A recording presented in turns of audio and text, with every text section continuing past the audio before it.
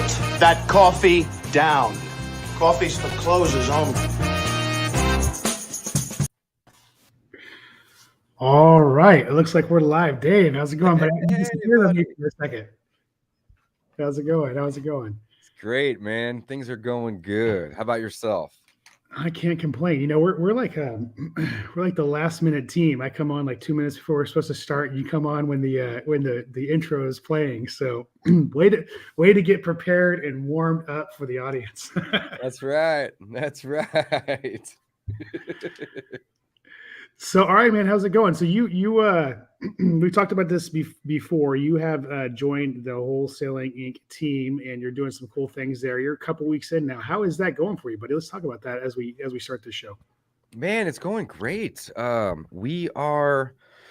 bringing people into the program, and we do 2 calls a week, which is awesome. And I really just try to dedicate Monday and Thursday afternoons to the community, just to helping people. And the goal is to create financial freedom. You know, real estate's just the tool that we use, Don, to buy the assets, and it's the vehicle, right? But the goal isn't necessarily to be a pro real estate investor. Let's be honest. Like, the goal is to buy assets that create passive income so we can have freedom. And that's what we're doing, man. We're rocking and rolling. It's great. A lot of the students that are joining have in the last week or two, they have, already a couple rentals, which makes it so easy for me to just say, hey, tweak this part of your business, and then they can 10X it, right? There's also some people that are joining that are wanting to buy their first, and that's great too. We love helping people start that journey of creating assets that spit off cash flow that can help them replace their income. So all in all, Don, it is awesome. I am so passionate about rentals and real estate, and really just freedom, financial freedom, right? That to me, it's so fun. I love teaching and coaching, and again, I don't do my calls like once a week or once every other week. I want to talk to my students twice a week. So I spend a couple hours on Mondays and Thursdays where we just get together and we just figure out what we can do to help each other. And the community is great because I'm constantly learning new things, and whenever somebody has a question, somebody else in the group might have that exact question, So all in all, I just love it, man. I'm having a blast. Very cool. Very cool. I want to, since we don't have Gavin, we don't have a guest, I want to do something we haven't done, I guess intently. I used to do this series called Rookie Playbook. It's out there on iTunes for anybody who is brand new and comes across this. I encourage you to go listen to it. But we started with week 1 in Rookie Playbook on like, what would you do if you had this wild idea about being a real estate investor? Because it doesn't really matter if you want to be a flipper, a wholesaler, a BRRRR, guy or gal. What's the first thing you would do? You have this wild, crazy idea, Dave. What would if you had to start all over from scratch and you had zero traction whatsoever, but kind of knowing what you'd know now, what are some of the first things that you would do, like the first 3 steps you would take to get started, to get some momentum in your real estate investing career? Love it. So the first thing I would do would take me 90 seconds, and I would just go on my Facebook and I would say, I am looking to buy houses for cash. If you have a property that needs some work, I would love to buy it or talk to you about it. And the reason is because A, it's marketing, but really more so B, I'm telling myself that I'm going to do this now. So just convincing myself that this isn't something that I want to do, this is something that I'm doing, is going to help. It's going to give me a small win, and it's going to help build some to get more wins. Right. So already I'm thinking in the gain, not in the gap. Like, I'm not thinking like, I got all this stuff to do to get to where I want to be. No, it's start small, make a post online. You might get some leads from it. You're marketing at the same time, but you got to convince yourself this is what you're doing. Don't dabble. Don't put one foot in, right? Let's do this. So number 1, I'd make a post. Number 2, I'd go on Facebook or Meetup, and I would find the local groups, and I'd block my calendar off during the times that those people met. And I'd make it my mission to know who the big players in the market are as well as to make myself known to them. That's number 2. And then number 3 is I would start educating myself, because it's not so much what we know, it's what we don't know, and it's the mistakes that I'd want to avoid along the way. So I would start educating myself. But already I'm doing marketing. I'm convincing myself that I'm doing this.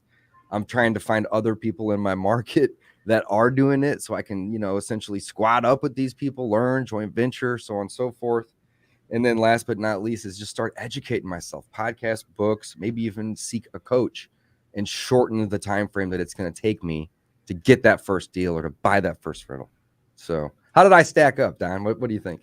I think it was great. When I think back to, because I started twice in this business. The first time around, I started door knocking. The second time around, I started the same way you talked about starting. Like I reached out to other wholesalers, other investors, other flippers in the market. I reached out to real estate agents. I reached out to title companies, and I started to get to know who the players were in the market, who I could align with, who was going to be an asset, who I could be an asset to. When it came to educating myself, I'd find as many wholesalers as possible, right? That's perfect. So when I came to educating myself, I started educating myself on my market. I think that's important. As important as getting a coach or a mentor to educate yourself on the business and the fundamentals of the business. Taking some time to learn your market, driving streets, driving neighborhoods, kind of figuring out like what are good areas. If you don't know what are good areas of your community, what are bad areas of your community. There are some areas that are pocket good areas surrounded by bad areas. St. Louis is an anomaly compared to most cities. I'll say that. St. Louis has a lot of pocket good areas and a lot of bad areas. So, but it just there's St. Louis is a whole different beast. If I had to start in St. Louis, I give people in St. Louis props. If I had to start in St. Louis, I guess if you know the market, that's one thing. But man, you got to know where you're going to land in that market. So, but I would get to know my market. I would get to know, where the buyers are buying, where the demand is, and I get to know that sweet spot price point where you're going to be able to turn the most inventory as a wholesaler or a rehabber. Because that's my game. Obviously, you being a bird guy would probably have just a little bit of a different strategy, but definitely getting to know the market and taking some time. As a rehabber, I would go stand in Home Depot and Lowe's and learn. There was no way I was going to understand everything about pricing, because I wasn't going to be a contractor and I didn't care enough. But I made sure that I understand enough about what the current pricing was so that somebody couldn't take advantage of me. And so those are some of the things that we did. I mean, that's really, how we started building momentum as an organization, me getting on the phone and calling people and just introducing. Okay. So what will be the first 3 things? Building momentum is not the same thing as the initial 3. You know what I'm saying? Right. What will be the first 3? The first thing I would do is get to know This will be you starting over for the 3rd time. If I start over for the 3rd time, I would get to know. Well, number 1. I would need to know who I needed to align with in my community. Number 1, who out there can I be an asset to? Who can be an asset to me? And because honestly, that becomes the path of least resistance. I'm about the path of least resistance because you got to learn your market, and ultimately, those are the people who are going to help educate you on what's working marketing wise, where you should be buying, what areas you should stay away from. There are people in your community that are going to be very abundant mindset, and they're going to people be very scarcity mindset. Absolutely. The people who are going to be abundant mindset are people who are going to want to help you because they know you're going to bring them opportunity. And those are the first. That would be number 1 is to align with those people. All right, number 2. Number 2 would be that's a fantastic question. I would. See, it just depends on the individual. Do you start marketing right away, or do you take some time to kind of understand your market? Because one of the biggest challenges people have is they're scared to make a decision on an offer because they don't feel like they understand the numbers. Yeah, they're not all the way in the game. They're not all the way in the game. So I would do one of two things. I would either, because I'm stubborn, I would learn my market and learn how to comp properties and learn the numbers. But the proper advice is find somebody in your community that's going to mentor you on that, or find a mentor that's going to help you figure those things out. That's the proper Okay, answer. so both of those things, in my opinion, Don, they lead back to confidence. Confidence. Right, and that's something that's hard to teach people to do. But one way that I like to use when it comes to the real estate investing space to help people with this is to let them know that mistakes get made, and that's okay. And even after making 4,000 or 5,000 offers, my team and I sometimes make stupid and bad offers, and we have to go back to the seller and tell them it doesn't work or renegotiate it. And oftentimes we can renegotiate it. But if we didn't send that stupid offer in the first place, we wouldn't even have this opportunity, right? 100%. So when it comes to comping and doing your numbers and having a mentor to help you with this, that's great because it's going to help give you confidence. But even if you don't have those resources, start making offers, because the way in which we use contracts, we have the ability to get out of these, right? My team doesn't even really typically do the due diligence until we have a property under contract. And in fact, sometimes we'll spend 90 seconds determining that initial offer. And that's it. That's it. I don't disagree with you at all. I think we always talk about massive imperfect action, and I think taking action and failing forward is the most important component. When you think about the coaching students that we work with on a regular basis, and I'm assuming the coaching students you work with on a regular basis, they still can't get out of their own way. And sometimes knowing that you have somebody in your corner gets you the mindset you need to take that massive imperfect action. Yeah. Nothing is going to, whether you have somebody in your corner being able to help you with the numbers, or you go out there and you fail forward on your own, you're still going to have to take massive imperfect action. You're still going to have to make mistakes. But some people feel better having somebody that they feel like has a bigger knowledge base in their corner. And that's where I'm trying to come from. For me, I'm going to get out there and I'm going to fail forward. I'm going to build the airplane on the way down. I'm making the offer, and if I'm wrong, I'm wrong. And I'm going to pivot and I'm going to correct. And it doesn't screw my mindset up at all. Some people, they can't take that step. And I, in a sense, I would say I was one of those people early on in my career, because I was a rehabber and I felt like I had to have the private money backing before I went out and looked for the property. And once I had the private money backing, I was on fire. Yeah. And the reality is you don't need that either. You don't need it. And you don't need to go to Home Depot and figure out the pricing too until you're buying materials. Don't go do that before you start marketing, start going to RIAs and meeting the people. No offense, right? I'm just saying, like, there's things we can do as we're building the momentum. Mm-hmm. There's things that we want to do when we're just getting started. So I think we agree on the majority of these things. Figure out who these players are in the market, right? Make sure they know who you are and you want to know who they are, because they're going to be able to help you. They're going to be able to sell your deals for you if you don't have the buyer's list, right? And or they're going to help find you deals if you're like me looking for rentals. And then other than that, start marketing of some sort. And it's the mindset. The mindset's the main thing, like I would say, do you remember back like when you very first started the first time you were door knocking? How many days or weeks did it take you of door knocking, of failing before somebody said yes? Do you remember? Oh man, I was pretty lucky right out of the gate. I would say within the first few days, I got somebody to say yes. I was door knocking pre-foreclosures. I didn't have a clue what I was doing. I didn't have any room even running my mouth, to be honest with you. That's part of failing forward. And within the first few days, I was able to get that person to say yes. That's awesome. So my guess, though, is the number 2 and number 3 took 20% of the time that number 1 did. Number 2, number 3, each time you locked a deal up and you learned how to pivot in the conversation, it became easier. Each time you Monday morning quarterback the conversation, it became easier to have the conversation. You had the 100%. Confidence to keep moving that conversation forward. Right. So you had the confidence to keep them moving. Once you got the first person to say yes, once you get that first contract and you got proof of concept in your hand, and now it just exponentially easier because you know it can be done. And it's a lot easier to go through, 5 no's or 20 no's or 100 no's to get that new contract, whatever the second contract, whatever it takes, because you know it can be done.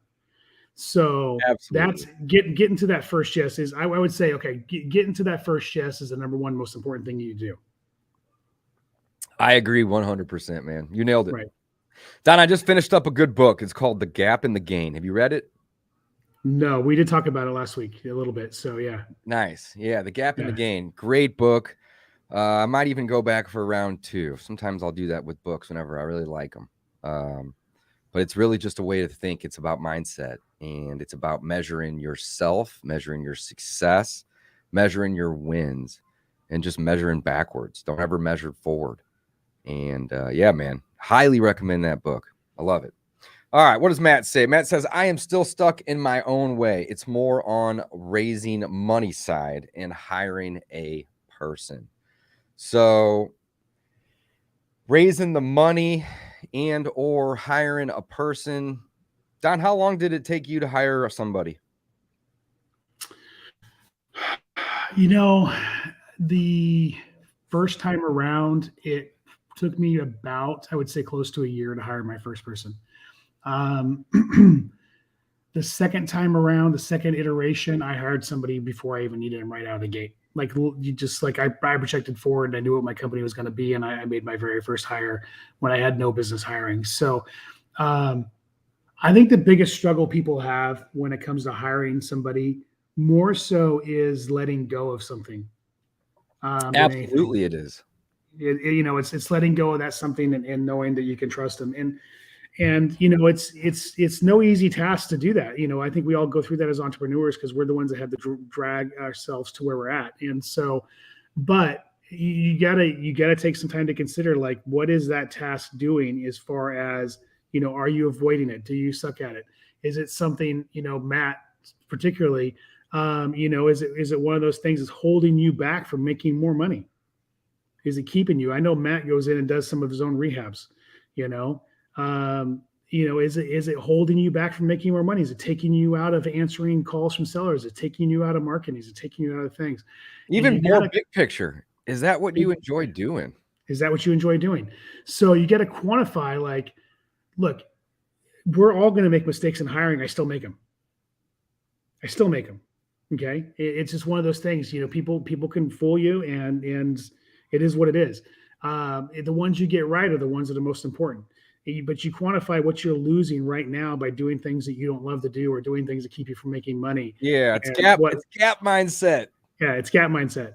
So, and you got to just get out of your own way and start making those choices, and getting people to help. Start small, start with somebody part-time, start with a small position, and ease your way into it if that's what you need to do. But getting, again, it's the same thing like getting the first deal, getting your first hire is the same thing. Once you do it, it becomes easier. Yeah, 100%. Absolutely. And then raising the money.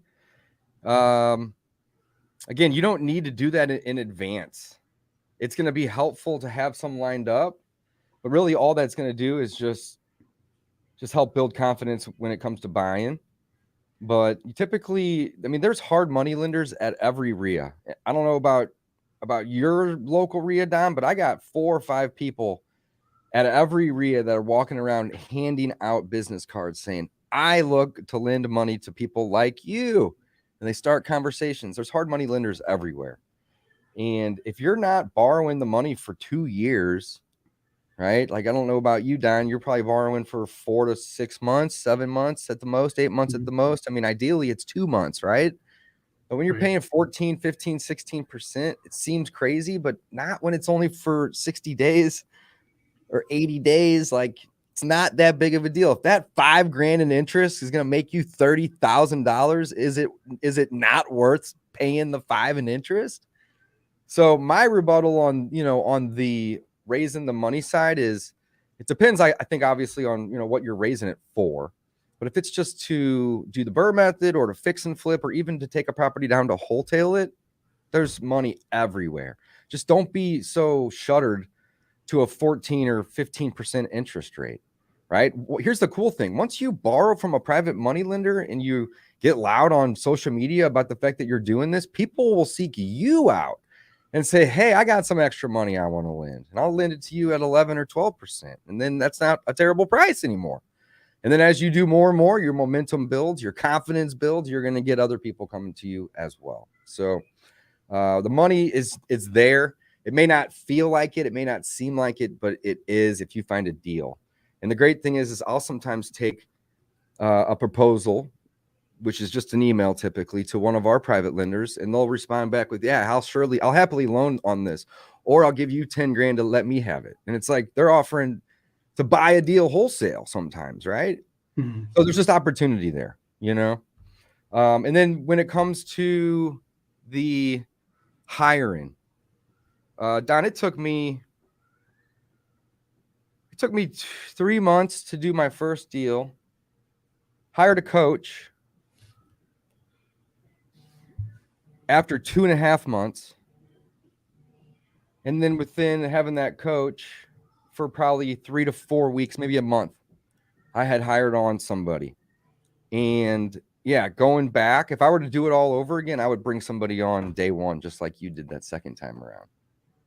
You know? Yeah. Hire before you need them.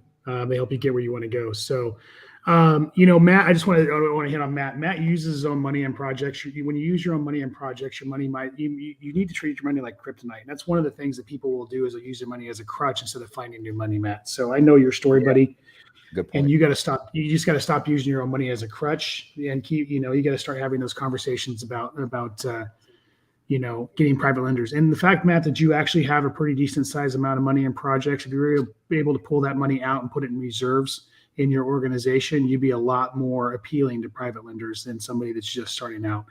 And so you actually have that on your side as well. And I would definitely leverage that. Love it, man. I love it. Yeah.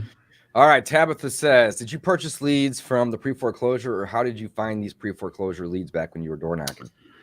Okay, so back when I was door knocking, it was different. This was pre-2008, and a lot of things were different. Title companies would provide us the lead list. You can get once a week, you can get a foreclosure list from the title company, and then we'd go through and we'd do our little searching, and we'd find websites and stuff like that where the actual servicers would post the foreclosure leads.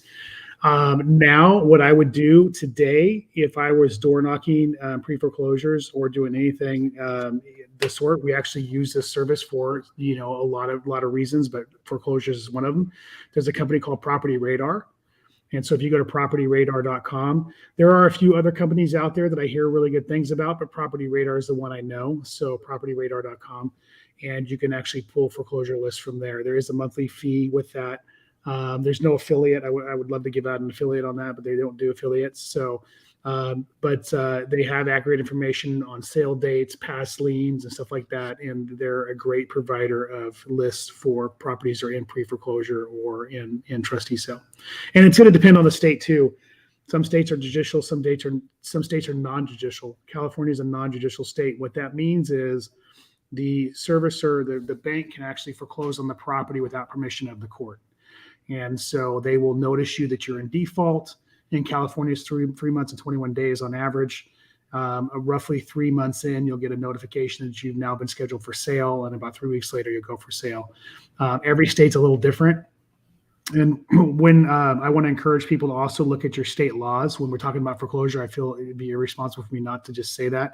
In California, there is Section 1695 of the California Civil Code that talks about equity purchasing, which is what they call it. And so I would just check with your state to see, for instance, California requires us to have certain fonts on our contract. It has to be 10-point font with a 14-point font for titles. It has to give them a 5-day right of rescission where we can't give them any money or have them sign any documents. And there's a few other things we have to specify in our contracts if we're purchasing properties that are in default. And so if you don't follow that, you don't have a specific contract for purchasing foreclosures in California, they can actually go back and get damages and undo the sale and all that kind of stuff like that. So I've never seen anybody do it, but they can. And so just understand to protect the consumer? It's to protect the consumer. It sounds to me like it's protecting the bank. No, it's not actually. So it's 5 days or 8 a.m. to 8 a.m. or 8:30 a.m. the date of the sale. So that technically by law, that you can't do anything with that property, and nothing ever. All it basically does is it's trying to protect the consumer from somebody coming in and doing what's called equity skimming. So if you got a, you got a Isn't that property, sometimes a better option for the seller than them losing 100% of their equity to the bank? I feel like this law 1,000%. is crooked, man. It's at that. Well, everything has unintended consequences. It's designed to protect the consumer, but what it does is sometimes it creates situations where it discourages investment. Right now, California is trying to pass a law. I don't know if you've seen this, Dave, but they're trying to pass a law right now where it's called the anti-speculation law, where they're basically trying to say that if you flip a property, if you flip a property, they're going to charge you a 25% tax on your flips, because they're saying that flippers, speculators as they call them, are coming in and they're buying up properties and they're driving the prices up, and they're keeping homeowners, the average homeowner, from being able to come in and buy a property at a reasonable price. And so the unintended consequence is we're the people who come in and we buy properties in neighborhoods that haven't been taken care of, and it may be the ugliest house in the block with a hoarder or just years of deferred maintenance, and we're coming in and we're spending our money making that property pretty again and bringing in a responsible homeowner that's going to respect and appreciate that property. And so the unintended consequences is the people who are coming in and bringing these neighborhoods back are going to be disincentivized from doing that. So I don't think this law is going to pass. Just because they propose it doesn't mean it's going to pass, but it's that crazy thing of let's try to protect the consumer from the evil moneymaker. And what are the unintended consequences now? Well, now you're discouraging investment on properties that need somebody that has our skill set to come in and bring them back to what they deserve to be. Yeah, this is the stupidest thing I've ever seen. Yeah, I'm telling you, dude. I'm telling you. It's you can't look. There are unintended consequences with everything somebody does. You try to save one person, you impact somebody else. You try to impact this person, you impact somebody else. And sometimes the greatest ideas in theory turn out to be some of the dumbest things people can do. Why would you discourage investment? Why would you discourage me from coming in and taking a house? Like, for instance, we bought a hoarder home in a neighborhood one time that had been neglected for 15 years, and the ceiling was falling in on itself. The house was basically collapsing. You have two choices. One is continue to let it rot until you have to bulldoze it, or two is you have somebody come in like me and you buy it for pennies on the dollar. We put a large investment into it, we make it beautiful again, and we sell it to a family that's going to take care of it. And now it's no longer blight on the neighborhood. But in this particular case, they want to tax me 25% on my gain on that for doing that. Why am I incentivized to do that? Yeah, that doesn't make any sense, man. Yeah. So, but anyway, the point is there are laws that are designed to protect the consumer. Whether they have negative consequences or not, they're there in every state, and it's just important to understand in your state what those are if you're going to be dealing with any kind of default. It's just important to say that. But default, if you're truly coming from a sincere place of wanting to serve a homeowner and help them out, and you're going to do right by them and fair by them, obviously get a good deal for you and a good deal for them, and that way you can turn a profit, but they're not getting ripped off, then by all means, it's a great way to, especially now as the pending foreclosure crisis is coming from all of these, these deferred payments and stuff like that through COVID. Those things are coming due, and if people can't work with their bank, some people just won't work with their bank to get that reconciled. And banks are incentivized to work with people right now, but some people won't, and those homes are going to go into foreclosure. There's going to be a wave of those, and there's going to be a huge opportunity for investors. It says the process is hurting the housing market and keeping average people from buying a home. Right. What? Put that back up here for a second. Right here. What? Mm-hmm. I mean, a lot of these homes aren't even habitable. That's my point. You're right. How is a non-habitable home hurting the population from buying a home? Exactly. So what would be some ways around this, assuming they pass it? I guess subject to, and then assign the subject to, you're still zero out the HUD with your profit as a marketing fee or something like that. I'm sure that there'll be a way that it has not passed. Right. And the likelihood of it passing is very slim to none. I think I hope there are some smart people that will realize the unintended consequences are way too damaging to the housing market. But strategy changes. You go into, you go into now Burr and you keep rentals. You go into Airbnb. You go into some strategies, probably like you said, with sub-2 or even, some type of land contract situation. Whatever we're legally allowed to do in California. So. But again, I don't think something like this will pass, but it's just the craziness. A lot of states are doing this right now, and it's insane. Yeah. Is there a way to get lists from banks? Does that just depend on the state as well? The banks don't really give the foreclosure information out, but isn't the foreclosure information public though? I mean, why would somebody, and Don, you're the perfect person to ask. Why would somebody go to Batch Leads or PropStream, which is the two services I'd use and love to get most of my data and my lists, right? Why would they not be able to pull that data from there? Why would they need to go to like Property Radar or foreclosure.com? I think is another one. What are the advantages of those versus just the general list data? Convenience. If you go to Batch, PropStream, Property Radar, or foreclosure.com, it's convenience. The servicers, you have multiple, the attorney, essentially the servicers of the foreclosure will usually post the auctions that they're responsible for on their sites, but you have to know what all those sites are and try to compile that information and try to keep up to date. So it's convenience. Property Radar, the reason why, and foreclosure.com is probably very similar, but Property Radar, the reason why we like it is because it gives us, like, if the sale has been postponed or, that kind of thing, like we can see that data in real time. And, we know what's going on with that property. So whereas if you're trying to track down all the servicers' websites, just a pain in the butt to try to compile and keep up with all the information. Okay, so this is really more so just for you to have some of the due diligence done on your behalf, making your life easier for you and your team. Just having it all in one spot. All the information is right here versus just saying, hey, this guy is going to foreclose, but we don't know if he's got judgments, first liens, second liens, sewer issues, like all that stuff's brought to the front basically, right? If it's recorded against the property, generally you're going to see it in a service like Property Radar, the loans and liens and the lien history. So yeah, I mean, there are some advantages there as well. And again, it's one spot. It's just one spot. I don't have my team looking at 5 or 10 different websites. Love it. So, all right. Serene says, where do I get the contracts from? And then also, are there right and wrong contracts? When it comes to, and Dave, you could probably answer this as well, but when it comes to a purchase contract, I can't say that there's right or wrong contracts. You just need to check with your whoever you're comfortable with for legal advice to make sure the contract you're using is appropriate. I've seen 1-page contracts. We use a 3-page contract. Our California Association of Realtors uses a 12-page contract. But for the foreclosure document, it's going to be state by state, and that's not something I've given out in a while. I guess I could give out our contract. If somebody wanted to email me at donafliptalk.com, I would send them out the foreclosure. Don, we have an example contract at coffeewithcloserslive.com. A regular contract, right? Yeah, and I want to say it is a 1-page, very, very simple contract.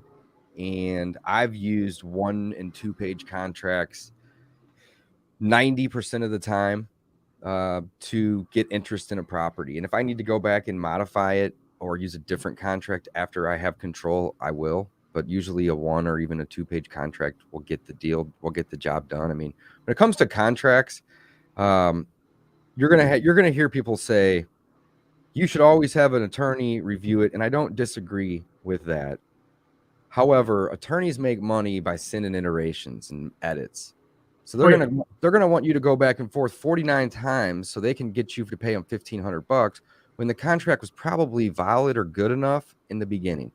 So nothing you can write attorneys, but it's like they're just humans. They're just gonna interpret a contract just the same way you are. So as long as there's no language in there that's unknown to you, you're not really any less qualified, in my opinion, right? So in order to do a deal at a title company, you need a piece of paper that's got 10 things written on it. That's it. 10 things, right? You need the date, you need the address, you need the seller's name or entity, you need the buyer's name or entity, you need the earnest money, You need the acceptance date, which isn't even required, but I would recommend you put it on there so your contract's not valid or open forever. You need the closing date and location. And then you need the buyer and seller to print, sign, and date. And if there's any escrows, the amount of those, as well as when they're due. That's it. Everything else isn't even necessary. It's just to protect you or somebody else or whatever. But, basically you could have a contract written on a napkin.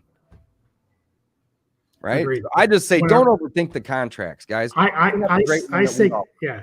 I say have your attorney review it just to cover my butt. No one ever does. But All right. We're covering Don's butt today. Yeah. So it's not a bad idea by any means, but you don't need, contracts are pretty basic. So as long as you have some CYA clauses in there, right? A couple of my favorites would be based on partner's approval, contingent on verifying taxes, title, and value, subject to sewer inspection, subject to final walkthrough. I mean, simple things like this, right? Subject to, getting 3 quotes or bids and approving those bids from, local contractors. You can write in anything that you want. Subject to financing, subject to appraisal. You're probably not going to be winning great wholesale deals with those type of CYAs, but they are still going to allow you to exit the deal in the event that you don't approve of those items as they come back. Love it. 100%.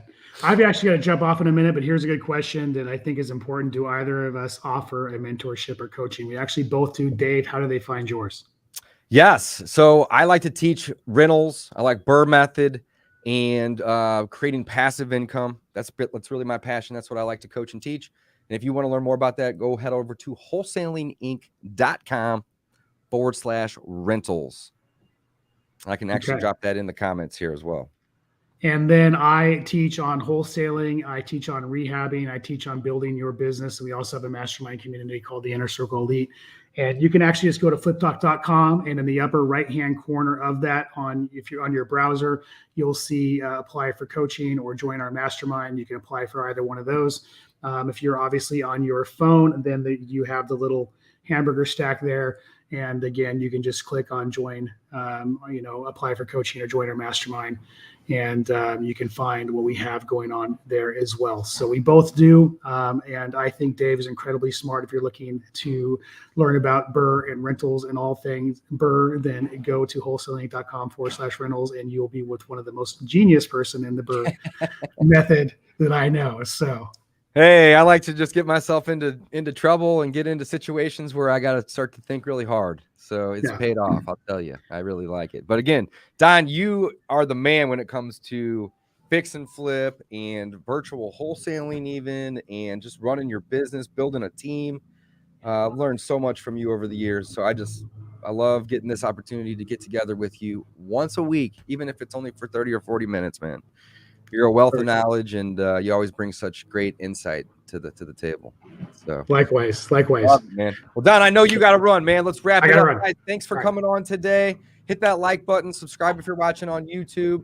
We love interacting. I like the fact that we actually got to bring up that news article. Maybe we should do that more often, man. It was kind of fun. Talk about new recent events that are happening in the space, so on and so forth. So, Don, enjoy the rest of your day, and guys, have a killer day. Go send some offers. That's how we're going to get deals.